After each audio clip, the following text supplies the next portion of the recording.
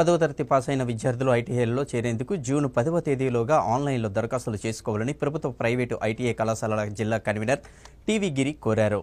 విజయనగరం ప్రభుత్వ ఐటీఐ ప్రాంగణంలో ఆయన మీడియాతోటి మాట్లాడారు. దరఖాస్తు చేసుకున్న విద్యార్థులు జిల్లాలో ఉన్న 25 ప్రభుత్వ 3 ప్రైవేటు ఐటీఐలలో తమకు నచ్చిన కళాశాలను ఎంపిక చేసుకోవచ్చునని తెలిపారు. 8వ తరగతి పాస్ అయిన వారు మాత్రం వెల్డర్ ట్రేడ్కు మాత్రమే దరఖాస్తు చేసుకోవాలన్నారు. జూన్ 11వ తేదీ నుంచి 18వ తేదీలోగా సమీప ఐటీఐ కళాశాలలో ఒరిజినల్ సర్టిఫికెట్లు వెరిఫై చేయించుకోవాలని తెలిపారు. అనంతరం కౌన్సిలింగ్ నిర్వహించి మెరిట్ జాబితా విడుదల చేస్తామన్నారు.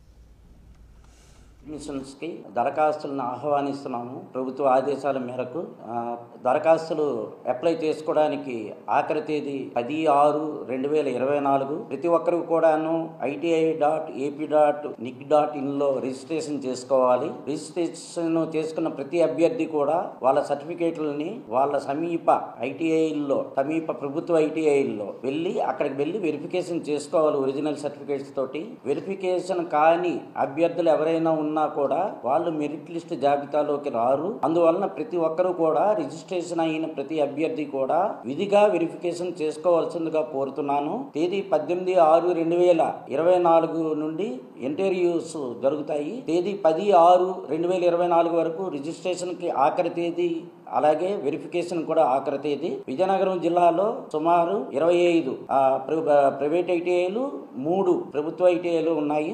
ఈ మొత్తం ఐటీఐల్లో ఎలక్ట్రీషియన్, ఫిట్టరు, టర్నరు, మెషినిస్టు, ఎలక్ట్రానిక్స్, అలాగే plumber, surveyor, welder, diesel mechanic ఇటువంటి ట్రేడ్లు ఉన్నాయి. 8th క్లాస్ పాస్ అయిన వాళ్ళకి వెల్డర్ ట్రేడ్లో అర్హత ఉంది. మిగతా ట్రేడ్లన్నిటికీ కూడాను 10th క్లాస్ పాస్ మీదే అడ్మిషన్స్ జరుగుతాయి. ఎంఎం న్యూస్లో కాసేపు విరామం.